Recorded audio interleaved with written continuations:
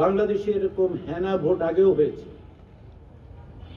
1977 সালে হয়েছে, আমরা 1985 সালে দেখেছি, 1991 সালেও দেখেছি।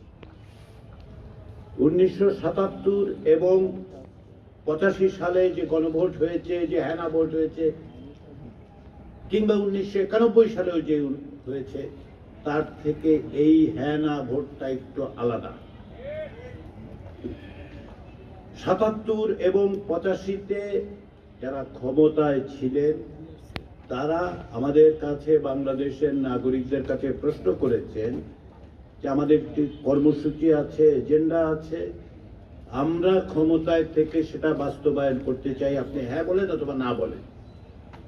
আমি কিভাবে এসব নির্বাচন হয়েছে প্রক্রিয়ার মধ্যে দিয়ে যাব না, কিন্তু তার মানে হচ্ছে যারা ক্ষমতায় আছে তারা তাদের বিবেচনার থেকে বলছেন যে এগুলো আমরা করতে চাই, আমাদেরকে হ্যাঁ বলেন, আমরা সেটা বাস্তবায়ন করব। তারা করবেন, তারা ক্ষমতায় থাকবেন, তারা বাস্তবায়ন করবেন। কর্মসূচির সারবস্তু নিয়েও আমি বলছি, খেয়াল করে দেখুন, ওনারা ক্ষমতায় থেকে বাস্তবায়ন করার জন্য আপনার সম্মতি চাচ্ছেন। 2026 সালে যে গণভোট হচ্ছে সেখানে কেউ ক্ষমতায় থাকার জন্য আপনার সম্মতি চাইছেন না। 12ই ফেব্রুয়ারি যদি এই গণভোট এর মধ্য দিয়ে ইতিবাচক ফলাফল আসে, যেটা আমরা আশা করছি, যার জন্য আমরা চেষ্টা করছি, যার জন্য আপনাদের সকলের চেষ্টা আছে, তাতে কি হবে? তাতে কি অধ্যাপক ইউনূসের সরকার আগামী 5 বছর, 2 বছর, 9 বছর, 10 বছর থাকবে? থাকবে না। তাহলে গণভোটটা হচ্ছে কেন?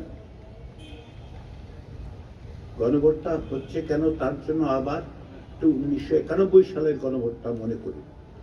1991 সালের হেনা ভোটে কি ছিল? জাতীয় সংসদ তৈরি হয়েছে, আপনারা ভোট দিয়েছেন, প্রতিনিধিরা গেছেন, তারা সিদ্ধান্ত নিলেন যেহেতু তারা মনে করে অধিকাংশ বাংলাদেশের নাগরিক রাষ্ট্রপতি শাসিত ব্যবস্থার বদলে সংসদীয় ব্যবস্থা চান, তারা সেইভাবে সংবিধান সংশোধন করে আমাদের কাছে জিজ্ঞাসা করলেন যে এটাতে আপনাদের সম্মতি আছে। তার মানে কাজটা আগে হলো, তারপর আমাদের সম্মতির জায়গাটা তৈরি হলো। এইবার কিন্তু তাও হচ্ছে না। এবার যেটা হচ্ছে, সংখ্যাগরিষ্ঠ দল সংখ্যালঘিষ্ঠ দলের বিষয় না,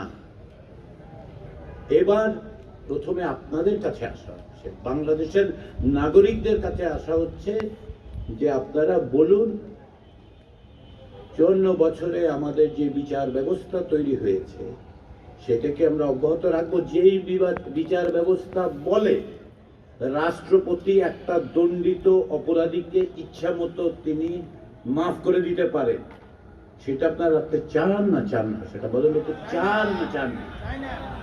এইটাই আপনার কাছে। কে করবে? সেটা আপনাদের প্রতিনিধিরা করবে।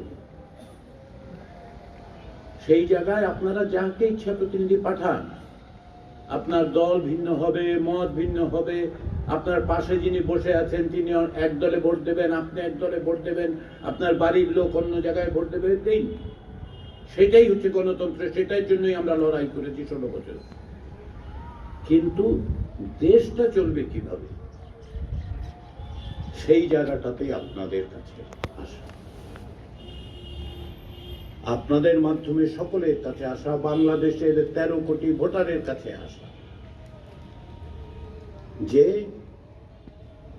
দেশ ভবিষ্যতে কিভাবে চলবে, দেশ পরিচালনার দিক নির্দেশনাটা আপনাদের কাছ থেকে, বাংলাদেশের মানুষের কাছ থেকে আসা দরকার। এই জায়গায় আমরা আসলাম কিভাবে?